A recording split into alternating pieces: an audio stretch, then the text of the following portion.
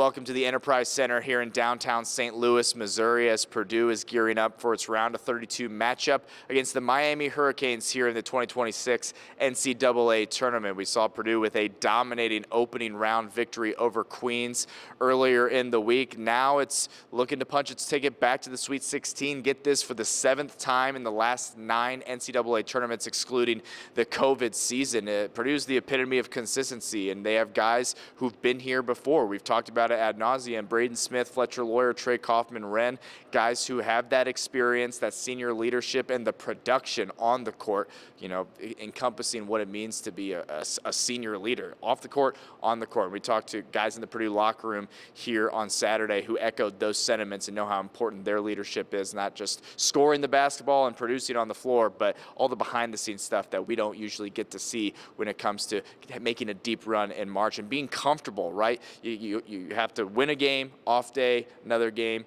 It's just that kind of rhythm throughout these 3 weeks leading up to the Final Four in Indianapolis. So Purdue's opponent, Miami, a team who had just 7 wins a year ago, and then a new head coach coming onto the scene this year, Jay Lucas, son of John Lucas, and a 19-win improvement. Really remarkable. The best win improvement year over year in the country in college basketball. So they're an athletic team, they're a talented team, and they crash the offensive boards at an extremely high level. You may recognize Malik Renew, former Indiana Hoosier, one of their best players for Miami. There's no question about it. So it's going to be a difficult challenge, one that Purdue is ready for. We got a chance to hear from Matt Painter, Braden Smith, and Trey Kaufman-Wren on the podium, and some other Purdue Boilermakers in the locker room as well here on Saturday as they gear up for their round of 32 matchup against Miami. We're going to have Matt talk about the matchup, and then we'll go to questions. Please. Yeah, well, obviously it's going to be a very tough matchup for us. Miami has a talented team, well coached. To put together a team that's this good in a short amount of time, it really speaks volumes to the staff. You know, Jay's done a great job with those guys. They have a very good lead guard in Donaldson, who obviously was at Michigan. Malik Renew was a fabulous player at Indiana, very hard to deal with. Great size, great skill, great motor. Udo is a guy that, you know, great defensive player, great around the basket, good shot blocker. They have a lot of good pieces. They complement each other well. The main thing, obviously, with them, you got to be able to keep him out of the paint, which is a difficult thing. You know, Shelton Henderson is one of the best freshmen in the country, and just a bulldog, just tough, driver, skill, like, you know, plays hard. You know, Allen's a guy that, you know, hasn't shot it well, but he's a really good shooter. He's better than his numbers show. He's a good player. Saw him at Montverde when I was recruiting somebody else. But got to be able to keep them off the glass. You know, if they're going to get those second chance opportunities and they're going to get in transition because we don't take care of the basketball or take bad shots, you're just feeding right into their hand. They're very good in transition. They're very good off the glass. But they just have a good team. It's a very good team, obviously a very good league. So they've been challenged. They've been through it this year. And we're looking forward to competing and, you know, being in St. Louis and, you know, hopefully making it to the second weekend. First question's right here, then we'll go on the opposite aisle. Dustin Schutte, Purdue on SI. Coach, is going to be a little bit of a long question, so I apologize. But over the last 10 years or so, the individual accomplishments have really piled up. Braden with the assists, Zach, 2-time National Player of the Year. Carson, then Fletcher, 3-point, and even dating back to Caleb Swanigan, I think he set a record for double-doubles in the Big Ten. But the one theme for those guys is they've all won at a high level at Purdue. I guess when you're out recruiting them, what characteristics are you looking for, maybe more so than just their physical abilities? Right. You know, the love of basketball, you know, just being, you know, passionate. And I think what comes out in an evaluation that's really important is just their competitive spirit, you know, the fight they have to them. And you can figure a lot of things out, you know, through, you know, your phone calls and checking in on them, kind of where they are all the time. You know, if they're always at a gym, they're always going to a workout, they're always talking about basketball. You want guys with great balance in their life, but there's also a part of you where you want guys that are consumed, and it means a lot to them, and that's the big piece of it. And then we really jump, to the skill. We've always been able to get good size, and I think all those guys that you mentioned, that really helps us. We've had really good size, but we've also had guards when Klein and Carson made that great run, and the shots they were making in the tournament, like, it really helped us recruit guards going forward, to be able to get somebody like Jaden Ivey, after that, and then obviously getting Braden and Fletch and, all the guards that we've been able to have. So, that's what you're looking for. You're looking for that fit, but you also figure out some things when you've been somewhere 21 years. You're like, it's no different than dating. You figure out who you can sign. Everybody wants A.J. DeBonce, right? You're not getting him. Like, you just got to be able to understand, like, okay, who can we get here? Who do we have a great chance to get, and who fits? And you got to have that balance. The thing with Purdue is education's always been a big piece of it too. Not to mean that every single one of our guys is going into business or going into engineering or pharmacy, but like, it still has to be a big piece of it. And then they got to want to get their degree from Purdue. If they transfer, now they got to make that decision and say, hey, now I'm not going to get my degree, from Purdue. So just trying to get that good balance and get that fit.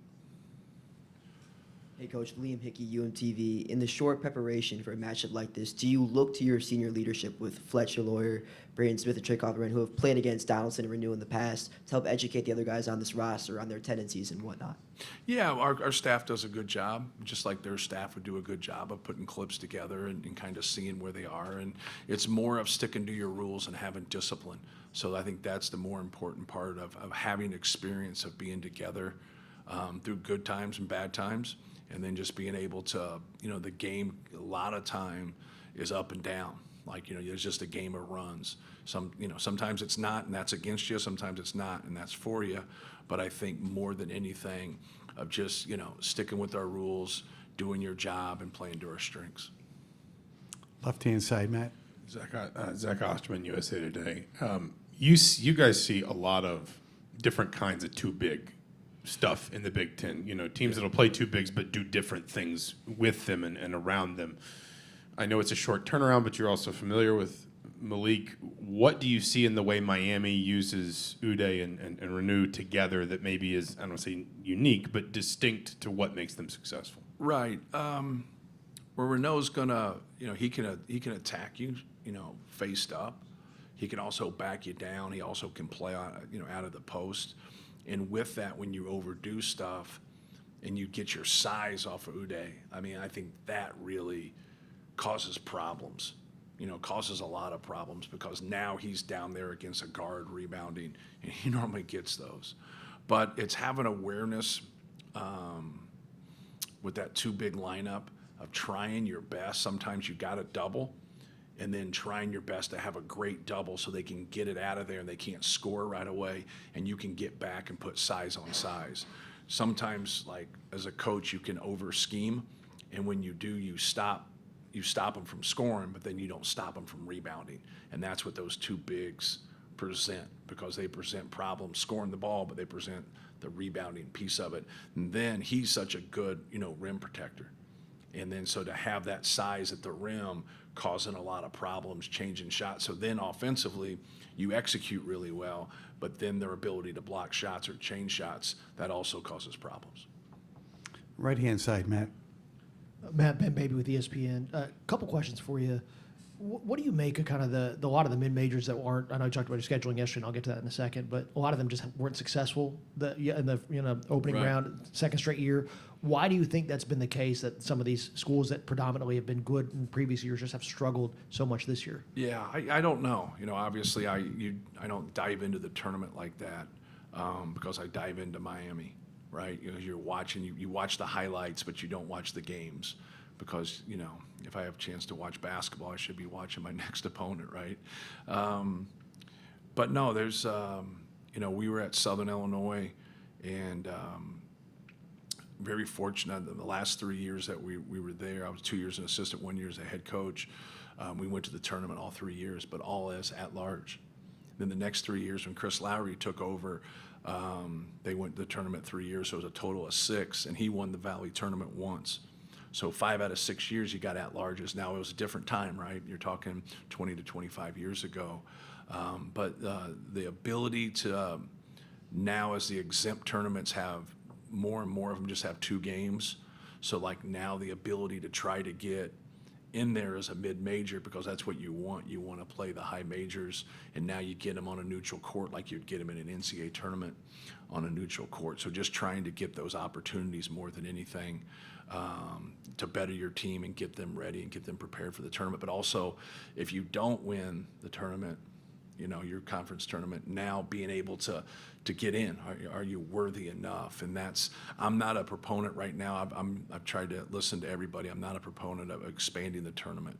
I think there's way more risk involved, and you're going to draw a line somewhere, no matter where the number is. And I'm just not. But if it did, it would have to include more mid-major teams at that point, in my opinion. Around, you kind of were pragmatic about your scheduling and kind of Correct. with the mid majors. So what's the solution in that case? Because obviously I think a lot of people would agree it's good for the game. Right. So how would the mid majors be able to provide or showcase their talent if they're unable to get a lot of high majors on the schedule? Yeah, my point really to the thing is that high major people, we're not setting the rules. We're just looking at it from our perspective, from a institution's perspective and a conference perspective, and we're always going to do what's best for us. And you know, when those guys say that type of things, and now they get jobs at the high major level, they're simply going to do the same thing that we're doing. Like that's all I was trying to make the point of. But high major schools, half of their non-conference is mid-major teams. It doesn't make sense when they say they won't play us. They might not play you. But that doesn't make, you understand what I'm saying? Like we played five mid-majors. We played 6 high majors last year. That was our non-conference schedule. But we also played Akron, Kent State, and Oakland, who had a good run in the NCAA tournament a couple years ago. Akron's made it. Kent State's been really good. And so like when you're trying to set our schedule, we want to play those teams that are really good mid-major teams. But obviously we're playing them at home. Now, we've also played through the years. When you've been somewhere 21 years, you got a lot of data. Like, we have played at Ohio. We have played at Ball State. We've played at Loyola. We have played at Indiana State. We have played at Evansville. We have played at Eastern Michigan. There's probably a couple others, and I'm not talking about the neutral games you play. In Indianapolis, we have played Indiana State. We have played Ball State. And then when you talk exempt tournaments, like we've played other mid-major people through the years. Now, it's not a lot. So when those guys say, hey, come play us here, like it's got to make sense to do it. And so like our schedule this year, like when we play Marquette at home and we play Iowa State at home and we play Auburn neutral and Memphis neutral and Texas Tech neutral and at Alabama, like now, like we play 3 really good mid-major teams that, have had success, been to the NCAA tournament, and so like that gets you a top 10 schedule. And so why should we branch out and go play one more game on the road against a mid-major team when that already gets me at 8, 9, or 10 in the country in strength of schedule? On the aisle, thank you.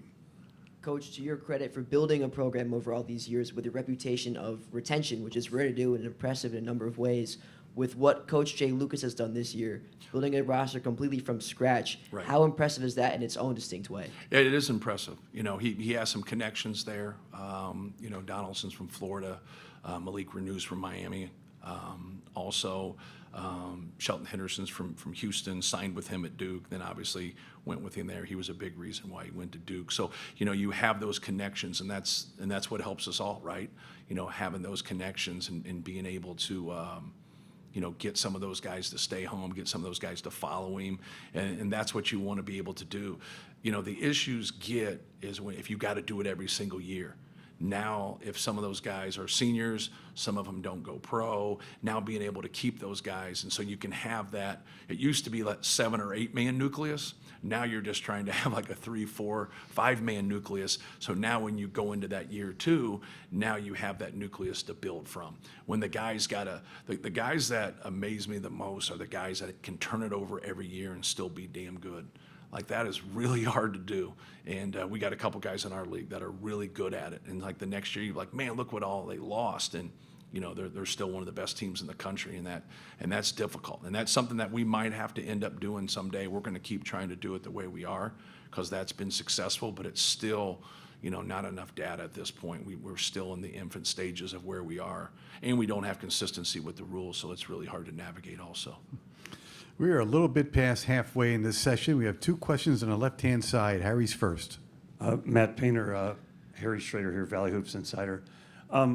You've talked about your longevity at Purdue and coaching and all that, but when you were 10-year-old Matt Painter and you're shooting in the driveway or in the park, who are those NCAA March Madness guys that you were thinking about you wanted to be like, or they inspired that dream? Right. I grew up an Indiana fan, so I was always rooting for Indiana.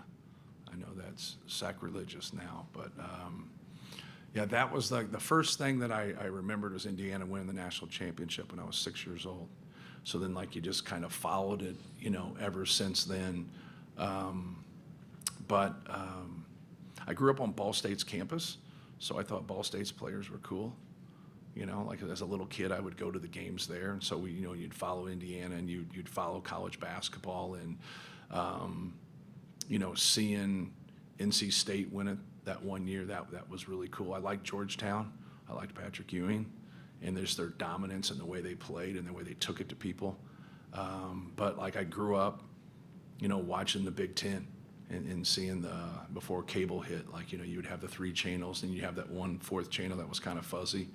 That's where the Big Ten channels, Channel 4, and so we would always just watch the games and watch the Big Ten games, and so when I had a chance to play in the Big Ten, that was very, very surreal for me because I wasn't I wasn't somebody. I grew a lot in high school. I wasn't that great of a player when I was younger.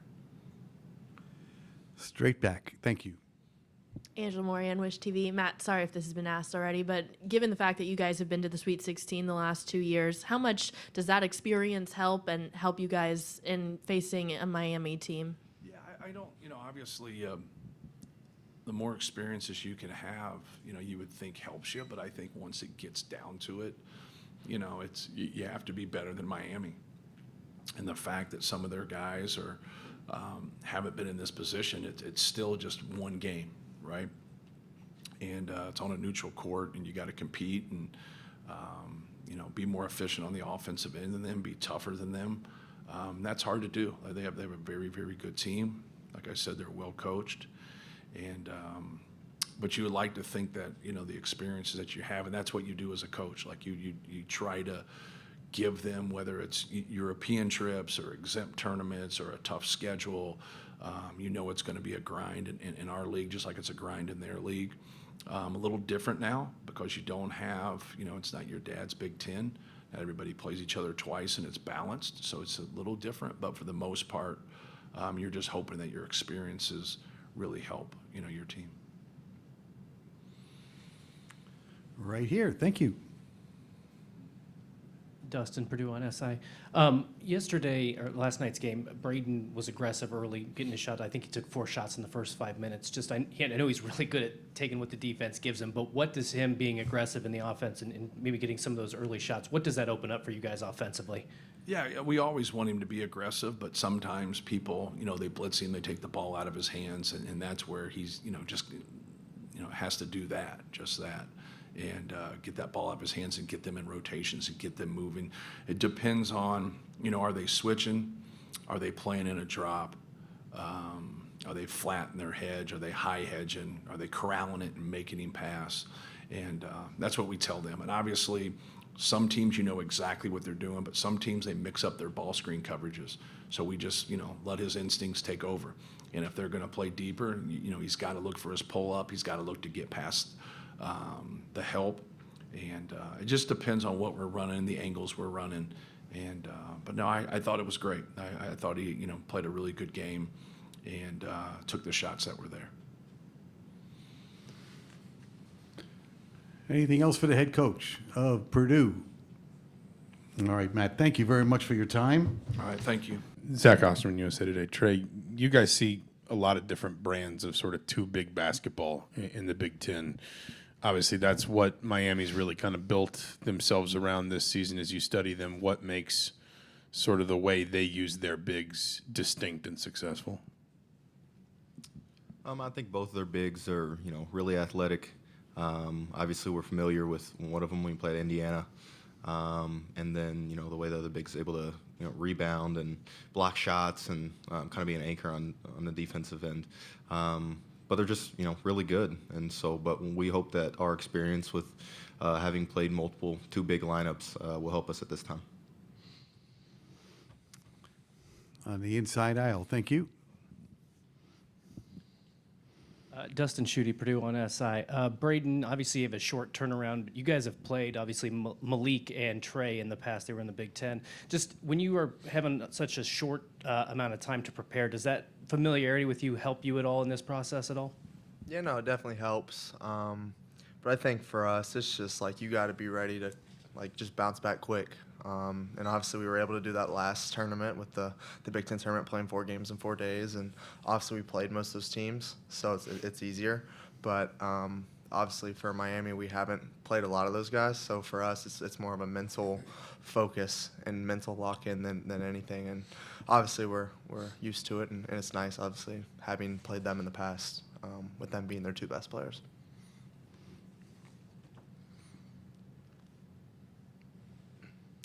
Right back.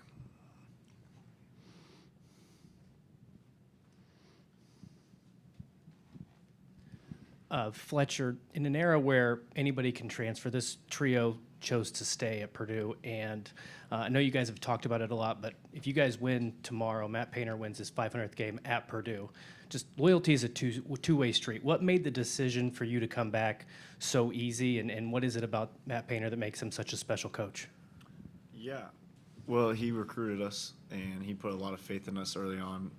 Obviously, putting the ball into 2 freshmen's hands right away, and Trey working his way from being a guy redshirting to coming off the bench and now starting and being an All-American. It's obviously he put a lot of confidence into us to go out on the court and play, and to be able to get a degree from Purdue and come back for a 4th year and come back and have the chance to do something special with a group of talent we didn't really look anywhere else. So I think you see a lot of situations where guys go chase money, and the grass isn't always greener. You can learn a lot of values, like Trey said last week. You get a lot of relationships. You learn so much from sticking with a group of guys and dealing with adversity. That why would we want to go somewhere else when we got a coach and a fan base and teammates that trust us? Painter talked earlier in the week about how freshmen obviously have a different perspective of March Madness. You guys, all 3 of you being together, riding this ride of 4 years of March Madness, just kind of where's your headspace now versus where it was as you guys were freshmen? Trey, we'll start with you and come to the left. I just think we have, a lot more, experience now. And so, when you're going to games, whether it's the small things as far as, we don't get as much time to warm up, or maybe the travel's different, or just all those little things, add up at this time of the year. Yeah, no, just same thing. Experience is a huge thing, and obviously when you have guys that have made it and played a lot of games in the tournament, it's easy to help the guys who haven't. And I think for us, sometimes even we get lost in that, and we don't have that understanding, hey, we got to focus and relock back in and do those things, especially when it comes to tournament time. So being able to have each other to hold accountable, we also can hold accountable the younger guys and everybody else. So I think a lot of it's just little details. It takes a lot of little details to win in March. A lot of stuff you learned all summer, all fall, all winter now comes into play. So just making sure everybody's ready to go and ready to do their job.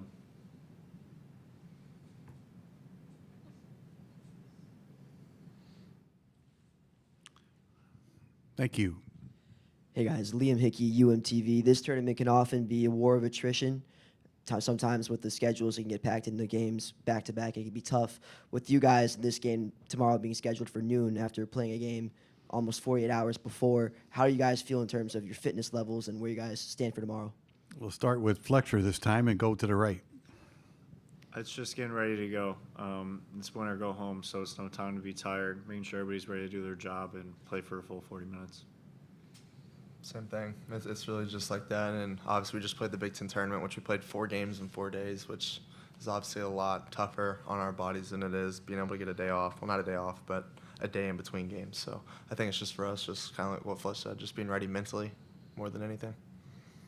Yeah, I mean, just like they said, plus I think we have a really deep team, and so, we trust the guys that come in when, maybe the starters need a break.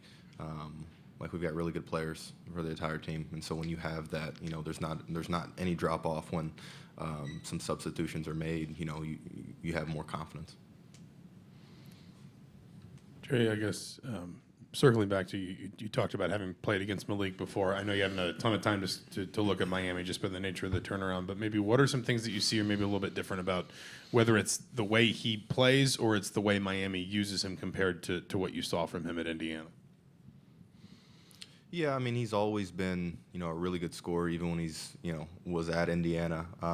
They use him in a lot of the, same different actions. I think they use him in the short roll a little bit more at Miami versus, just doing post-ups, as well as he's shooting a lot more threes this year. So there's some subtle differences, but overall he's a really good player, really good scorer. So we'll have a tough time guarding him.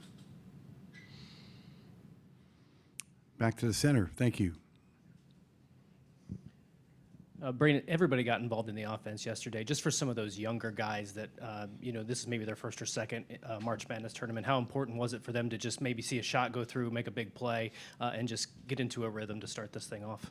It definitely sparks a boost for everybody once shots go in, and obviously for the younger guys to be able to get their feet wet in a sense and just be able to have that understanding. I thought really like last tournament kind of just helped a lot with that too. Just it honestly feels the same. Obviously different stakes, but kind of feels the same. So I think they kind of got acclimated early on with that tournament. So, but yeah, no, it definitely helps when you make some shots and going into the big dance.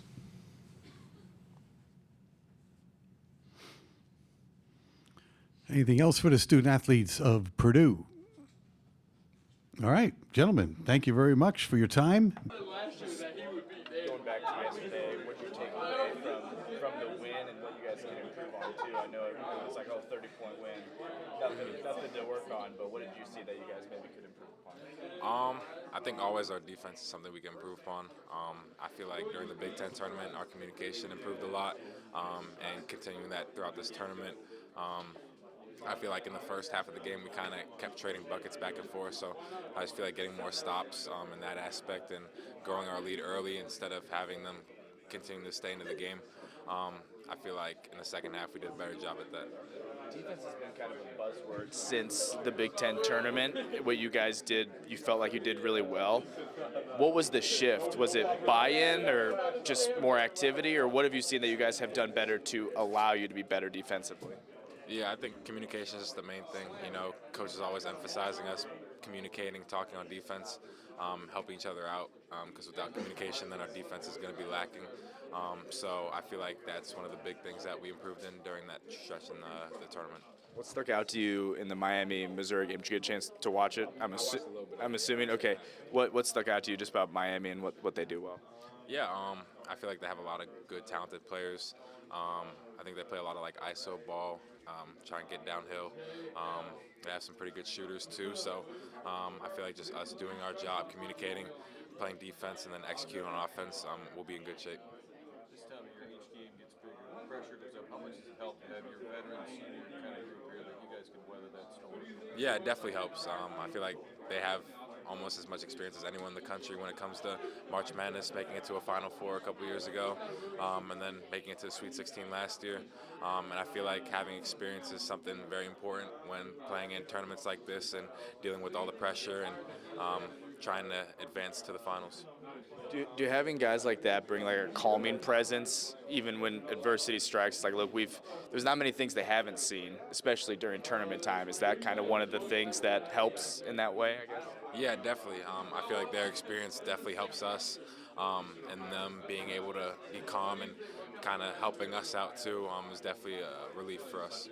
In a way, is that a compliment to kind of how you approach the game, that you will, for those short spurts, go as hard as you can?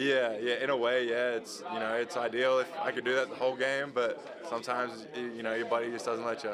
Was there an extra energy last night being the first NCAA Oh yeah, game with this? oh yeah. Once the adrenaline kicks in, you don't get tired at all. I thought you were going to catch Braden's assist total in the first. I dropped it. You had 3 assists in like the first 5 minutes Oh, of the game. uh-huh. You Yeah. were going to go match him. Go match him, assist for assist. Yeah. No, I dropped his pass for the assist record, and I was. Did you want to be the one? It would have been nice, yeah. But no, it's fine.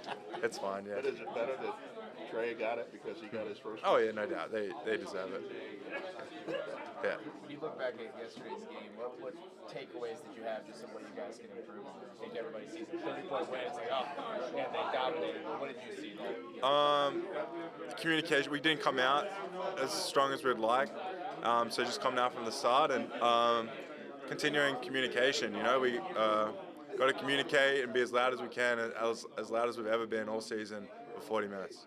What takeaways did you have from Miami getting the win last night and your opponent tomorrow? Yep.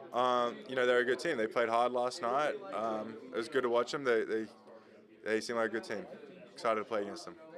You got the seniors that have been through a lot on this team. How much can you lean on them this time of year with all the added pressure? Oh yeah, massive amount. They've got so much experience and they know how to handle everything. And if I'm ever struggling, it's so easy to just go talk to them and they give you advice, and it helps majorly.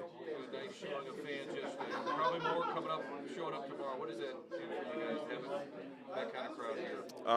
It just shows the love that's around Purdue and West Lafayette, and how involved the fans are, and how it gives us more incentive to play even harder than we usually do. Can you feel it, like the energy? Mm-hmm. Oh, no doubt. They're coming in. They're not just sitting there. They're getting loud, getting about it. Yeah, it's fun.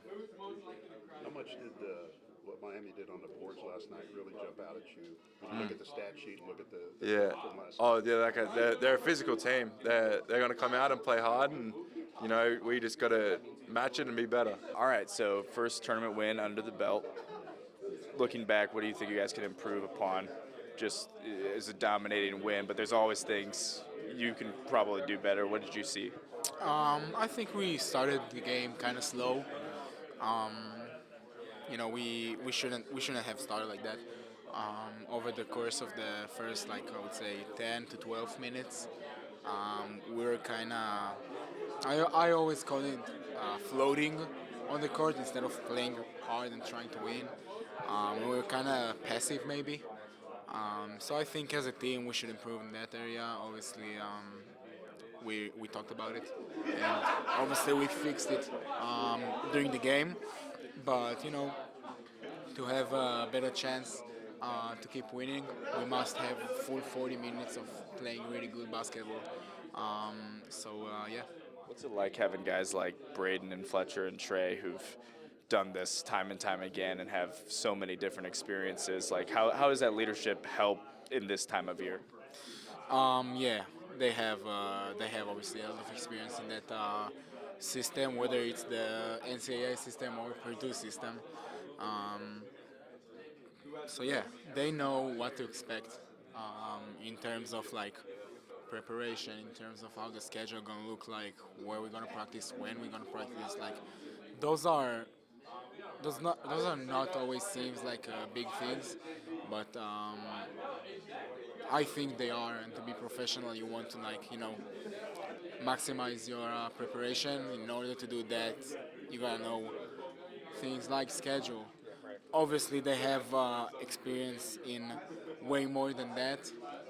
But what I'm trying to say is that it comes also from the very little stuff. And it goes all the way, obviously, to playing money time against Michigan, let's say, and being able to perform. It's great to have them. What do you think of Miami? What kind of challenge do they present tomorrow? Your opponent, Miami. What do you think? What kind of challenges do they present? I think they're a really good basketball team. As I said, there are no bad basketball teams that are playing in March. obviously they are very athletic. They have great basketball players. It's gonna be a big challenge for us. We gotta keep them off the offensive boards. We know that they're gonna try and crash it as much as they can.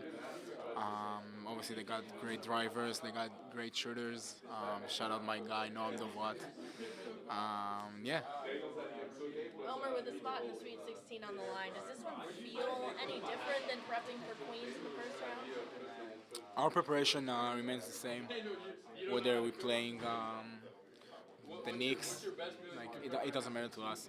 Our preparation remains the same. Every team is a really good team. Like I said before, and I'll say it again, because we all really believe in that. There are no bad teams that are playing in March. So obviously our preparation is the same. Our sense of urgency is the same, and we're just trying to win games. How much conversation has there been about Malik Renew, knowing that he played at IU the last few years, and Braden Fletch, TK, this team is very familiar with him? I'm not gonna lie, I didn't know he played for IU. They did say that he played for a Big Ten team, and I was like, I wanted to check it. I still didn't have time, but I mean, he's a really good basketball player. And we look at him like that. His past, like me personally, like it doesn't really matter. It doesn't matter where he played. He's a really good basketball player. That means he's working hard, and he'll get like we respect him, and we're prepared, and we'll try to stop him and every other basketball player over there, because they're a really good team. They have a bunch of great players. What can you improve on after yesterday's win? I mean, everyone sees 30-point win. They're like, oh, they played great, but what can you improve on going into this next game? I think it was our start. Our start was, defensively we gave up a lot of easy buckets. We was going offensively, but defensively, like we had certain rules, and sometimes we veered off in them. So we just gotta have a better start tomorrow, and I feel like we'll take care of business. How much do you enjoy playing with this team? Man, it means everything. I enjoyed it a lot.